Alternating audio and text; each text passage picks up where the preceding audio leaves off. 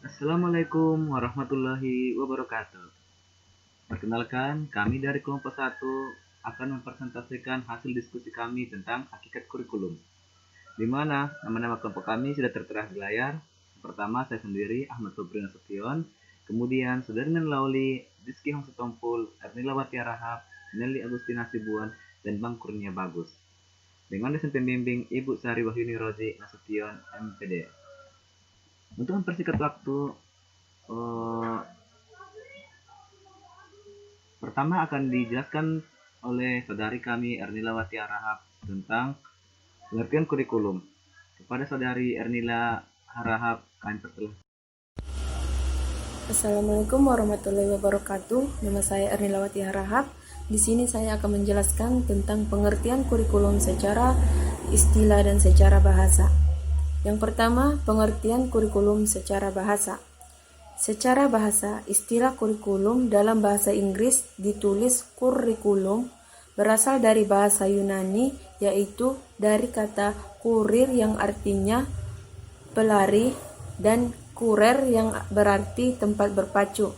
Tidak heran jika dilihat dari arti harfiahnya, istilah kurikulum tersebut pada awalnya digunakan dalam dunia olahraga, seperti bisa diperhatikan dari arti pelari dan tempat berpacu yang mengingatkan kita pada jenis olahraga atletik.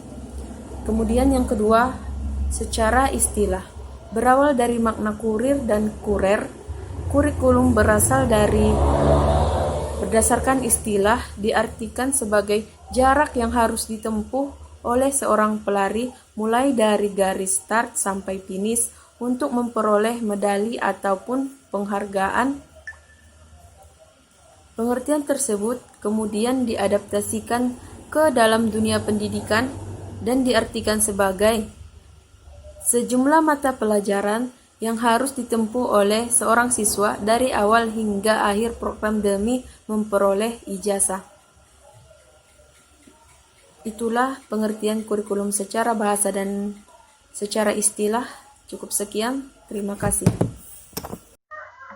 Itulah penjelasan dari saudari Ernila Harahap. Kemudian yang kedua, di sini saya akan membahas tentang hakikat kurikulum, di mana hakikat kurikulum menurut Sailor, Alexander, dan Lawless tahun 1981 membuat kategori rumusan pengertian kurikulum, yaitu ada tiga. Yang pertama, kurikulum sebagai rencana tentang mata pelajaran atau bahan-bahan pelajaran, di mana kategori pertama ini dibagi menjadi dua. Yang pertama, sebagai sejumlah pelajaran yang ditetapkan untuk dipelajari oleh siswa di suatu sekolah atau perguruan tinggi untuk memperoleh ijazah atau gelar. Kemudian yang kedua, yaitu tentang keseluruhan mata pelajaran yang ditawarkan oleh suatu lembaga pendidikan atau suatu departemen tertentu. Kemudian yang kedua, yaitu kurikulum sebagai rencana tentang pengalaman belajar. Yaitu ini juga menurut Fred Meyer, Faulkner, dan McKim, yaitu pada tahun 1947.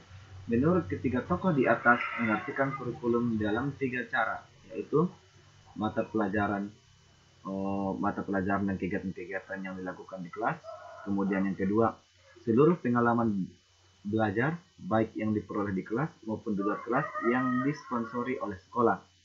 Misalnya kan ada ekskul atau ada perlombaan gitu. Kemudian yang ketiga, seluruh pengalaman hidup siswa.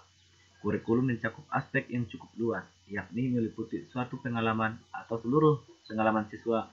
Karena menurut ketiga tokoh di atas berpandangan bahwa pendidikan bertugas mempersiapkan siswa untuk dapat berfungsi dan menyesuaikan diri dengan seluruh aspek kehidupan di masyarakat.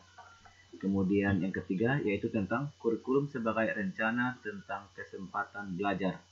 Istilah rencana belajar yaitu diinginkan oleh perencana kurikulum untuk dipelajari siswa selama mengikuti pendidikan di sekolah. Menurut Hilda Taba tahun 1962 menyatakan kurikulum adalah suatu rencana belajar. Oleh karena itu, konsep-konsep tentang belajar dan perkembangan individu dapat mewarnai bentuk kurikulum. Rencana belajar mencakup tujuan materi, organisasi, kegiatan, dan penilaian keberhasilan belajar. Itulah 3 hakikat kurikulum menurut dari berbagai pakar. Itulah penjelasan dari saya. Selanjutnya akan dijelaskan oleh kawan saya Nelly Agustin Hasibuan. Pada Nelly Agustin. Assalamualaikum warahmatullahi wabarakatuh.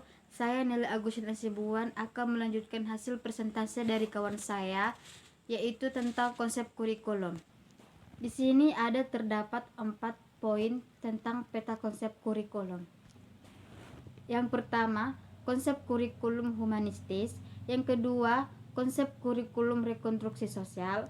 Yang ketiga, konsep kurikulum teknologis. Yang keempat, konsep kurikulum akademis. Baiklah, di sini saya akan menjelaskan tentang konsep kurikulum humanistis. Konsep ini memandang kurikulum sebagai alat untuk mengembangkan diri setiap individu siswa. Tujuan kurikulum seharusnya menekankan pada segi perkembangan pribadi, integrasi, dan otonomi. Yang kedua, konsep kurikulum rekonstruksi sosial. Pada konsep ini, menekankan pentingnya kurikulum sebagai alat untuk melakukan rekonstruksi atau penyusunan kembali corak kehidupan dan kebudayaan masyarakat. Yang keempat, konsep kurikulum teknologis. Istilah teknologi yang dimaksud adalah suatu pendekatan sistem dalam memecahkan masalah-masalah praktis dalam kehidupan. Konsep ini memandang bahwa kurikulum merupakan suatu sistem yang dikembangkan dengan pendekatan sistem. Yang keempat, konsep kurikulum akademis. Proses pengembangan kurikulum dilakukan dengan merencanakan kegiatan, mempelajari bahan-bahan pelajaran yang bersifat akademis. Konsep kurikulum ini melahirkan bentuk-bentuk kurikulum yang berorientasi pada mata pelajaran. Inilah hasil dari pemaparan peta konsep kami. Dari penjelasan yang saya paparkan tadi, dapat saya simpulkan sebagai kurikulum ini sangat penting karena merupakan suatu perwujudan pengetahuan, sikap, dan keterampilan yang selaras dengan visi dan misi masing-masing satuan atau jenjang pendidikan berdasarkan kompetensi dasar. Mungkin cukup sekian dari saya. Terima kasih. Itulah penjelasan dari saudari Nelly Agustin tentang konsep dasar kurikulum. Selanjutnya akan disimpulkan oleh saudara kami Sudirman Lauli. Kepada Sudirman dipersilahkan. Baiklah, di sini saya akan menyimpulkan hasil presentasi dari kelompok kami pada hari ini. Ada 4 pandangan mengenai pengertian kurikulum, yaitu pengertian kurikulum secara etimologis, pengertian kurikulum berdasarkan istilah menurut Pater F. Oliva, dan kurikulum menurut Undang-Undang Nomor 20 Tahun 2003. Akan tetapi, pengertian kurikulum menurut Undang-Undang Nomor 20 Tahun 2003 sudah mencakup pengertian kurikulum dari 3 pandangan, yaitu kurikulum adalah seperangkat rencana dan peraturan mengenai tujuan, isi, dan bahan pembelajaran, serta cara menggunakan sebagai pedoman penyelenggaraan kegiatan pembelajaran untuk mencapai tujuan pendidikan tertentu.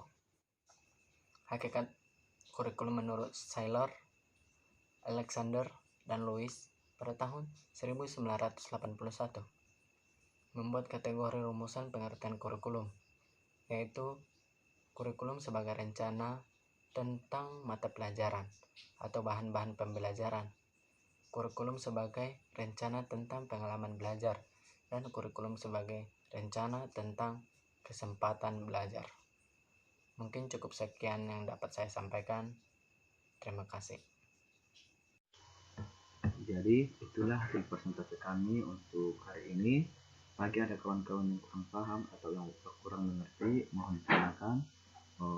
Terima kasih kepada Ibu yang telah memberikan kesempatan bagi kami untuk mengerjakan tugas ini. Kepada kawan-kawan, terima kasih. Jika ada saran atau kritik, boleh sampaikan. Kami akhiri dengan salam. Assalamualaikum warahmatullahi wabarakatuh.